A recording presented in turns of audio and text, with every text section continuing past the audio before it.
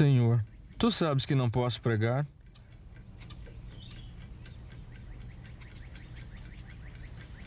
Bom, se tu mostras o caminho, é dizer, se tu mandas um convite para que eu pregue, então, Senhor, irei.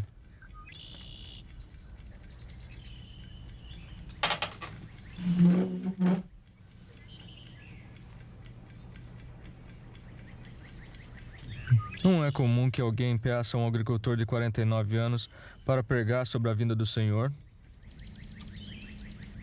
Era um sábado pela manhã em agosto de 1831. É um começo excepcional para o dia mais importante da vida do agricultor inglês Guilherme Miller. Pois no transcurso de meia hora, aconteceu uma coisa que mudaria sua vida completamente.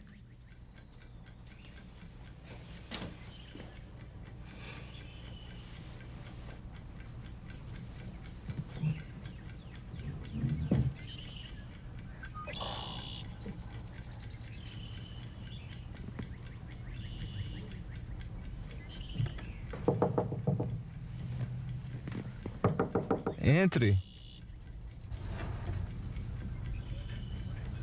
Tio Guilherme, nosso pastor não poderá pregar amanhã.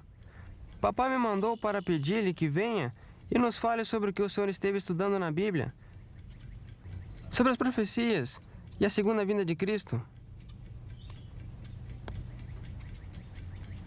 Poderá vir?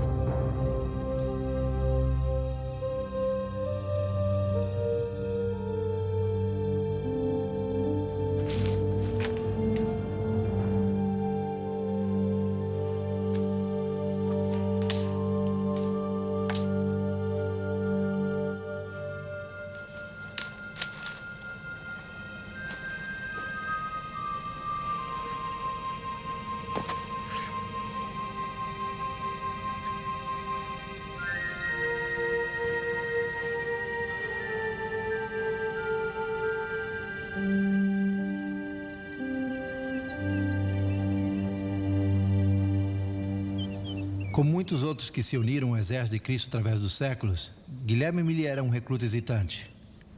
Mas esse modesto agricultor de Nova York chegaria a exercer grande influência na vida de milhares de homens e mulheres ao redor do mundo. Pois ele foi ao campo como agricultor e regressou transformado num pregador. Mas a história de Miller não começa realmente no campo. Coisas que aconteceram na antiga cidade de Roma também tiveram parte.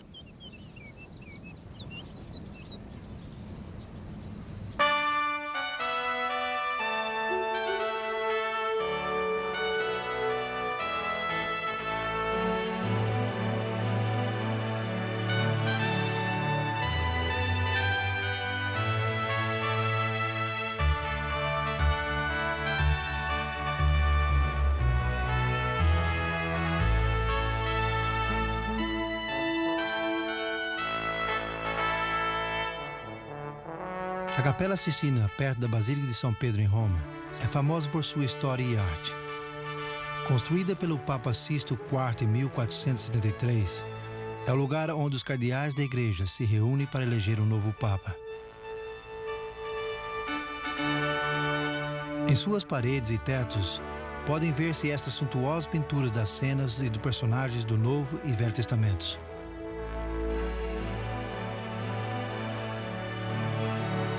Mas a Capela Sistina também é importante por outra razão, pois foi ali que a profecia e a história se encontraram.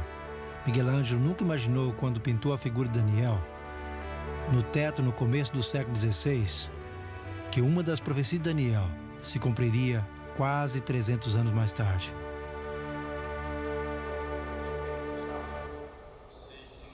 A profecia do capítulo 7 de Daniel revela que 3 reinos se oporiam à ascensão ao poder do chifre pequeno do quarto grande império de Roma. Daniel disse que quando esses 3 reinos fossem dominados, o povo de Deus seria entregue nas mãos do pequeno chifre, por um período de 1260 anos. Mas como se cumpriria isso?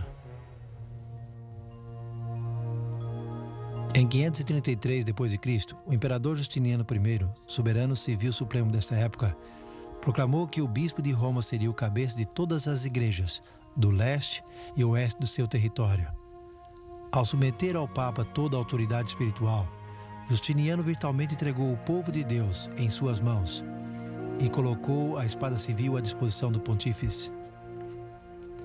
Mas o decreto não se executaria enquanto os ostrogodos arianos, o terceiro e último reino que se opunha ao bispo de Roma, governassem a Itália.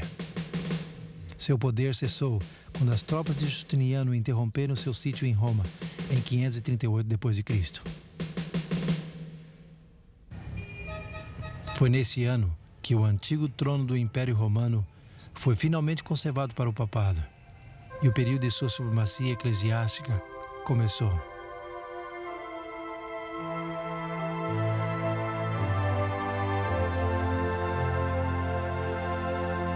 Depois de 1260 anos, Napoleão ordenou ao general Berthier que marchasse até Roma e subjugasse a supremacia da Igreja. No dia 15 de fevereiro de 1798, o novo governo republicano foi estabelecido e as armas e insígnias papais foram removidas da cidade.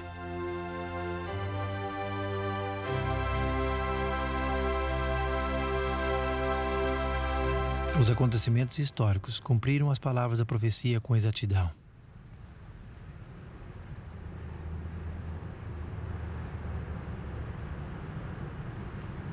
Mais de 100 anos antes, um doutor em divindades da Universidade de Oxford tinha sido o primeiro em declarar que a profecia de 1260 anos terminaria, como ele dizia, um pouco antes do ano 1800.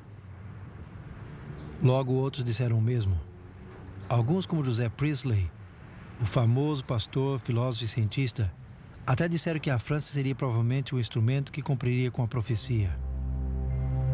Quando o golpe finalmente caiu sobre Roma em 1798, um coro de voz na Inglaterra, Europa e América testemunhou o fim dos 1260 anos de supremacia papal. Apesar das diferenças de crenças em outros pontos de fé, havia uma união notável nas interpretações proféticas básicas recebida dos primeiros grandes reformadores. Eles ensinavam sobre os 4 impérios universais, as divisões de Roma, a ascensão do anticristo, o princípio do dia por ano e a aproximação do juízo e da segunda vinda de Cristo. Ao interessar-se no cumprimento tão notável da profecia, esses estudantes da Bíblia começaram a dar mais atenção à profecia mais longa do tempo de Daniel, descrita no capítulo 8. A predição se encontra no versículo 14.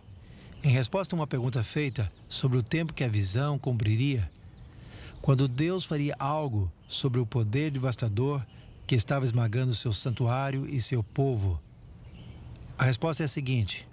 Ele disse, até 2.300 tardes e manhãs, e o santuário será purificado. O estudo desse período de tempo tem intrigado estudantes da Bíblia por centenas de anos. Eruditos judeus, desde o começo do século VIII, e eruditos cristãos, desde o fim do século XIII, ao identificar os 2.300 dias como 2.300 anos. Embora muitos seguiram estudando esta profecia, seu significado ainda era um mistério. O que não deve surpreender-nos, porque em Daniel 8, o anjo Gabriel disse a Daniel que o período de 2.300 dias, anos, não se cumpriria até o tempo do fim. Em Daniel 12, o profeta é ordenado a selar seu livro até esse mesmo tempo. É evidente que o significado da profecia de 2.300 anos não deveria ser entendido claramente, até que o tempo do seu cumprimento se acercasse. Isaac Newton, um dos homens mais brilhantes que já existiu, formulou as leis da gravitação e algumas leis de movimento. Ele também descobriu os segredos da luz e das cores. Mas o que muitos não sabem é que Newton escreveu mais sobre teologia que sobre ciência, pois ele era um grande estudioso das profecias bíblicas. No livro que ele escreveu sobre Daniel e Apocalipse, ele descreve um princípio relevante relacionado com a profecia e seu cumprimento. É um princípio tão importante que Jesus o expressou a seus discípulos 2 vezes na noite anterior à sua morte, se encontra em São João 13:14. No capítulo 14, Jesus disse: Disse-vos agora antes que aconteça, para que quando acontecer, vós creiais. Isaac Newton cria que o desígnio de Deus era que seu povo entendesse as profecias somente quando o tempo do seu cumprimento se apresentasse. E esse princípio profético se apoia nos acontecimentos da história. No tempo em que Roma governava o mundo ocidental, um grande grupo de estudantes contemporâneos da profecia reconheceu a identidade e o destino do quarto império profético. Quando Roma começou a dividir-se, outro grupo de comentaristas escreveu do temor que tinham da ascensão do anticristo. Quando o pequeno chifre papal revelou seu verdadeiro caráter e identidade, uma grande multidão de reformadores testemunharam do cumprimento da profecia em muitos países. O Espírito Santo esclarece o mesmo em outros lugares com mais clareza, para que não permaneça nenhuma dúvida, a menos que seja obstinadamente ignorante. Isso também foi proclamado no Velho e Novo Mundo, quase ao fim dos 1260 anos.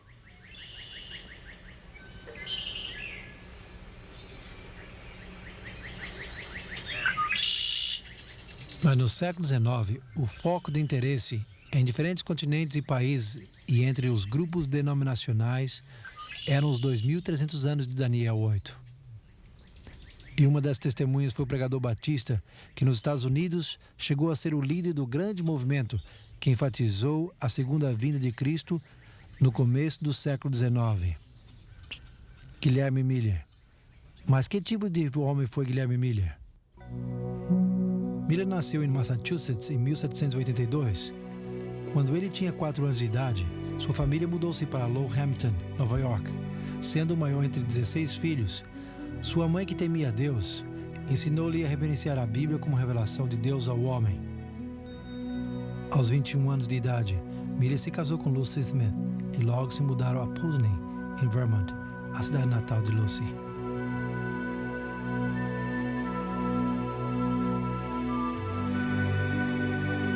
Ao afastar-se da influência religiosa de sua mãe, Miller foi atraído pela filosofia do deísmo, promovida por seus amigos. Para o deísta, Deus é um tipo de autor ausente que não se interessa por sua criação. Por conseguinte, a oração, a Bíblia ou a noção de um Salvador não tem significado. Mais tarde, em seu livro Apologia e Defesa, Miller fez a seguinte afirmação: Cheguei à conclusão que a Bíblia era só uma concepção humana e a rejeitei completamente.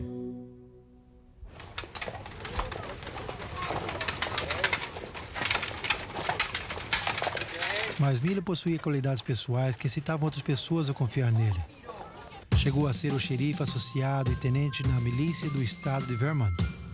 E durante a Guerra Americana de 1812, ele foi promovido ao posto de capitão no Exército dos Estados Unidos.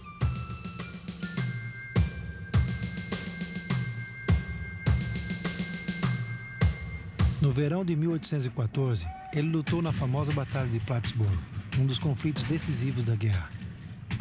As forças americanas estavam receosas dos bem treinados soldados ingleses, que eram 3 vezes mais numerosos que eles. Mas a surpreendente vitória serviu para criar dúvidas na mente de Miller, pois o êxito pareceu-lhe ser a obra de uma força mais poderosa que a humana.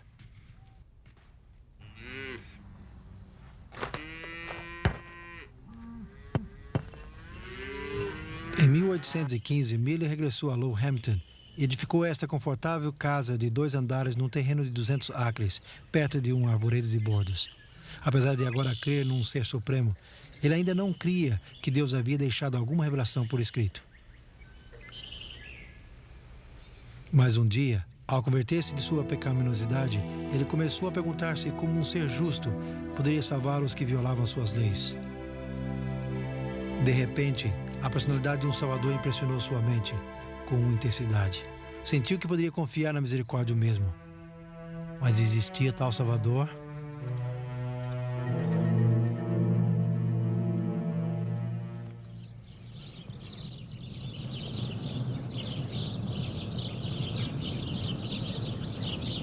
No fim de 1816, ele aceitou a Jesus como seu salvador e amigo na Igreja Batista de Hampton, e a Bíblia chegou a ser um deleite.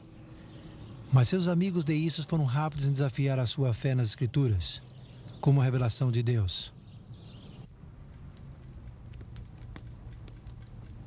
Deixando de lado todos os livros, exceto a Bíblia e a Concordância de Cluden, Miller começou por Gênesis e prosseguiu não mais rápido que o seu entendimento do significado de cada texto lhe permitia.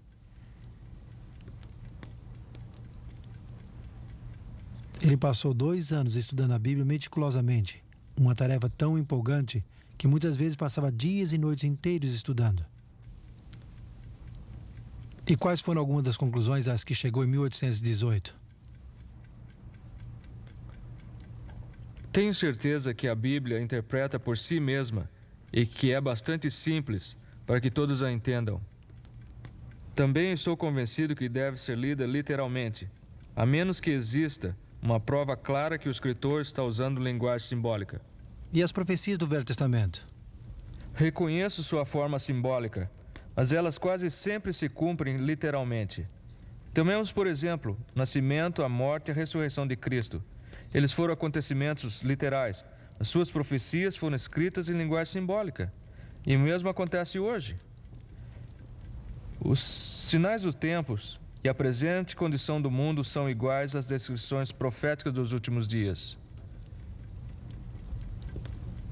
Estou convencido que este mundo tem chegado aos limites do tempo designado. Cristo Jesus está a ponto de regressar em toda a sua glória.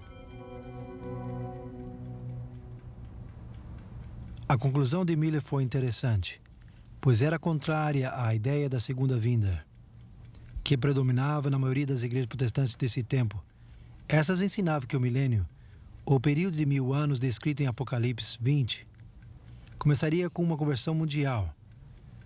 Isto levaria a um reinado milenário de paz e justiça na terra.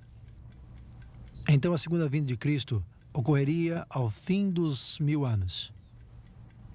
Embora muitos pensavam, reconhecer os sinais de que o milênio estava a ponto de começar cedo nos 1800, Miller, por outro lado, estava convencido que a vinda de Cristo era iminente e que ocorreria no começo dos 1000 anos. Tenho certeza que não erramos com respeito a isso. Só escutem Daniel 8:14. Até 2300 tardes e manhãs, e o santuário será purificado. O capítulo seguinte indica que os 2300 anos começam com o decreto de restaurar e reconstruir Jerusalém em 457 AC, o que significa que o período acaba ao redor de 1843.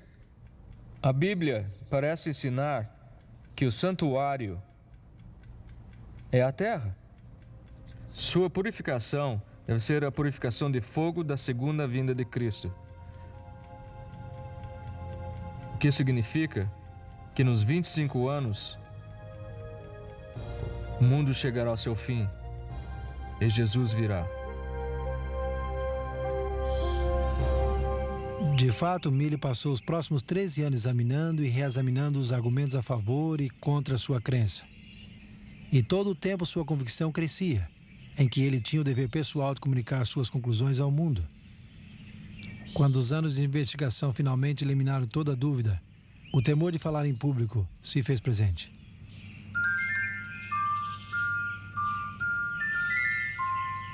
Até aquele sábado no Arvoredo de Bordos, em agosto de 1831.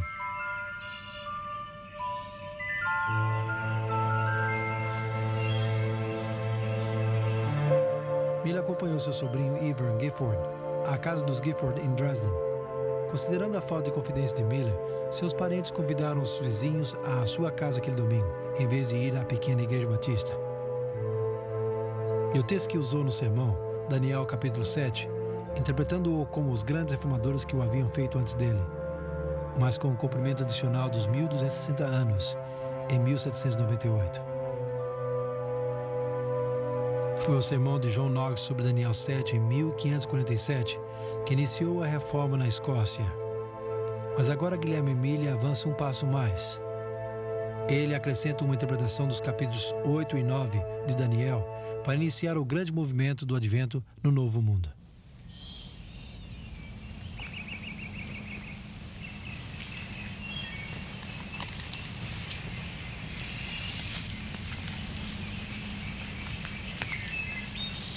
Quando Millie voltou à sua casa, começou a receber convites para pregar em lugares próximos e distantes.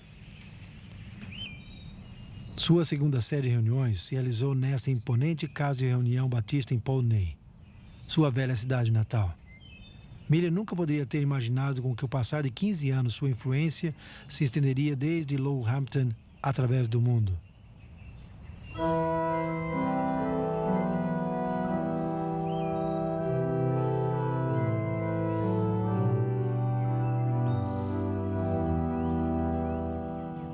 Embora Millie tivesse chegado às suas conclusões pelo estudo pessoal das Escrituras, suas opiniões não eram completamente novas. Antes que ele publicasse este livro de dissertações em 1836, já haviam outros 75 dispersos pelos 4 continentes que anteciparam seus descobrimentos. Apesar de suas diferenças culturais e denominacionais, eles concordaram essencialmente que os 2.300 anos se cumpririam na década de 1840. Portanto, a advertência do juízo vindouro e o breve regresso de Jesus Cristo se deu tanto no Velho como no Novo Mundo.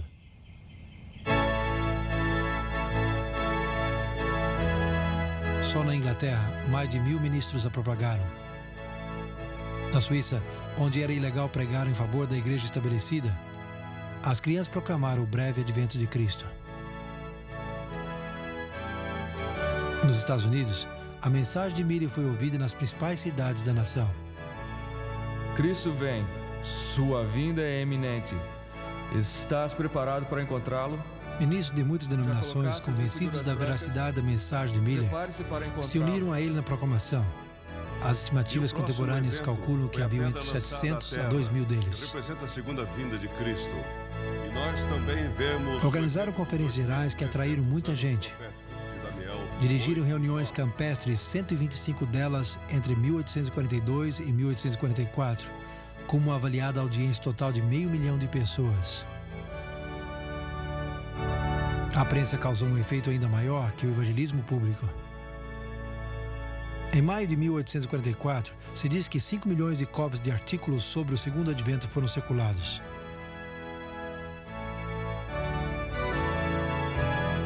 Os pregadores mileritas estavam alertas a qualquer meio disponível para fazer sua mensagem clara e simples.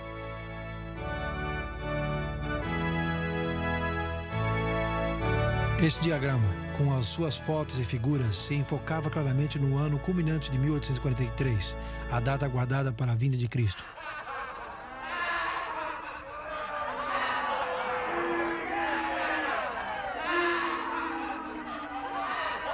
Mas nem todos levaram esses pregadores a sério. Um legislador introduziu um anúncio para adiar o fim do mundo até 1860. Outro ofereceu reservas de lugares por $200 para fugir num balão. Millie sempre havia hesitado em fixar uma data exata. Mas à medida que o ano de 1843 se aproximava, ele foi compelido a ser mais específico. Porque o ano sagrado dos judeus começava na primavera, o ano 2300, contando desde a primavera do ano 457 AC, terá que cumprir-se entre as primaveras de 1843 e 1844. Mas a primavera de 1844 passou e Cristo não veio. Buscando a solução do problema nas Escrituras, os milheristas encontraram a parábola das 10 virgens em Mateus, capítulo 25. No versículo 5, leram a frase, e tardando o noivo, evidentemente haveria uma demora. Então eles esperaram até agosto de 1844, quando se deu uma revelação excepcional. Nas reuniões campestres de Exeter, New Hampshire, Samuel Snow, um pregador milherita, eletrizou seus ouvintes. Ele primeiro indicou que, segundo Esdras 7, o decreto para reconstruir Jerusalém, o qual iniciou os 2.300 anos, não começou até o outono de 457 a.C. Portanto, os 2.300 anos teriam que terminar no outono, não na primavera. Mas qual o dia do outono? Do seu estudo sobre as festas da primavera e do outono dos judeus, no livro de Levítico, Snow concluiu que Jesus viria no 10º dia do 7º mês.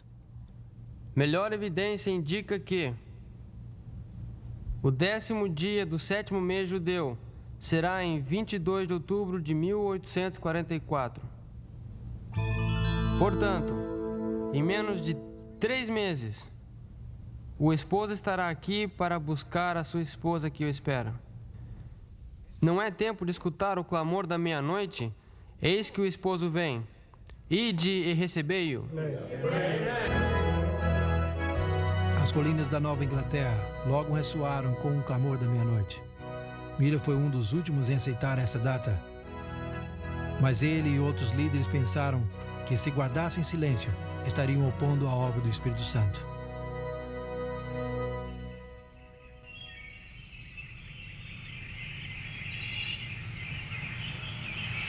Conforme os dias passavam, muitos foram batizados. Os crentes fecharam seus armazéns, abandonaram seus empregos, confessaram seus pecados e passaram horas em oração. Finalmente, as fatigadas prensas cessaram de imprimir. A tenda de reuniões foi guardada por última vez e os líderes voltaram a seus lares para estar com suas famílias.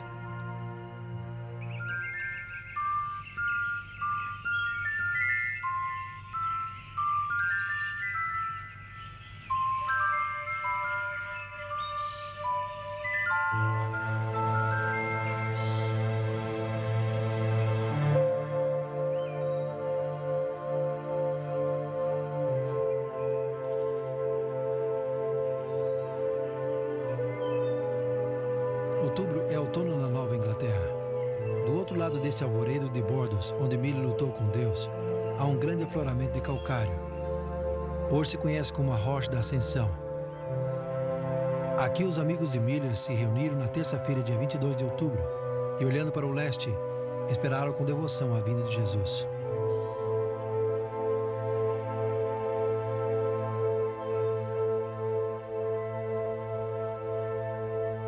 Por todo o país, dezenas de milhares de adventistas, como se chamavam agora os seguidores de Miller, se reuniram nas igrejas, tendas e lares.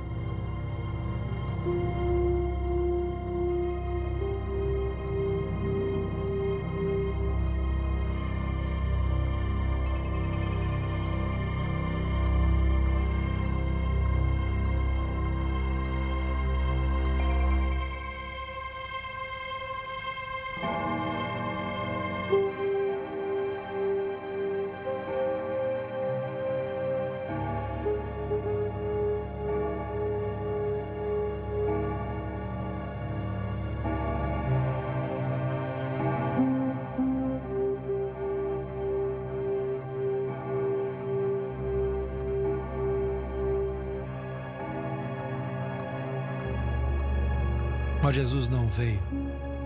O que havia começado como um dia de doce esperança terminou numa amarga escuridão de desapontamento.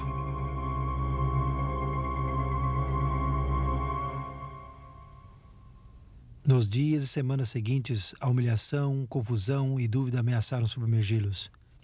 Inevitavelmente, o ímpeto ativo do movimento do advento cessou abruptamente. Alguns desistiram. Será que Guilherme Miller os havia enganado? Mas Miller nunca abandonou sua fé no breve regresso de Jesus. 4 anos depois do desapontamento, ele construiu esta capela em sua fazenda, atrás da Rocha da Ascensão. Grupo de crentes que continuou compartilhando a esperança de Miller se reunia aqui com ele e sua família.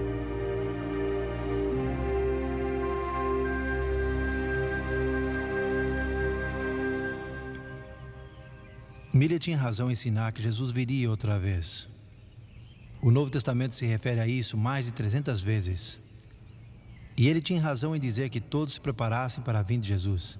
Afinal de contas, Jesus, Paulo, Pedro, João e os cristãos através dos séculos disseram o mesmo.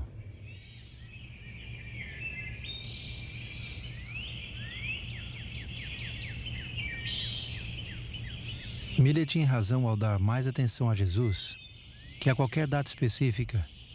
E ele tinha razão ao declarar que os 2.300 dias são 2.300 anos. Pois ao estabelecer esse princípio de dia por ano, ele se alienou com muitos estudiosos eminentes da Bíblia de 2.000 anos passados. E ao declarar que os 2.300 anos se estenderiam até a década de 1840, Miller foi só um entre os milhares de estudantes contemporâneos da Bíblia que criam o mesmo. Então qual foi o erro?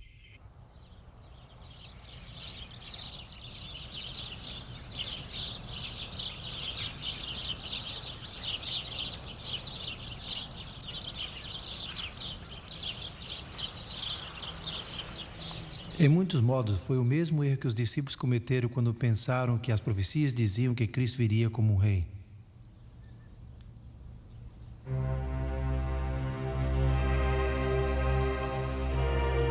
Não foi o erro de um excêntrico irracional ou o imprudente cálculo de um fanático, senão um honesto, mal entendido significado da frase do Velho Testamento onde menciona a purificação do santuário.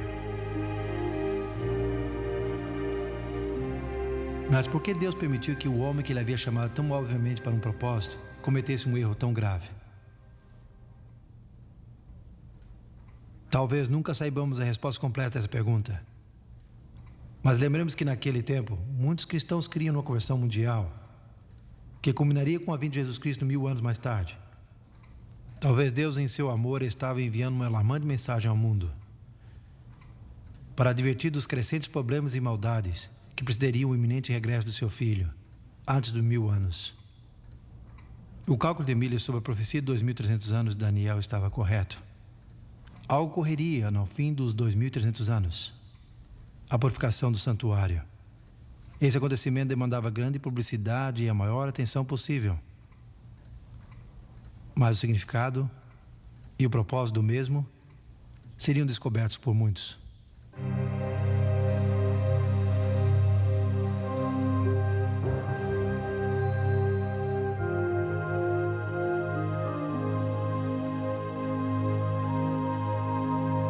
Miller faleceu apenas 5 anos depois do grande desapontamento do dia 22 de outubro de 1844.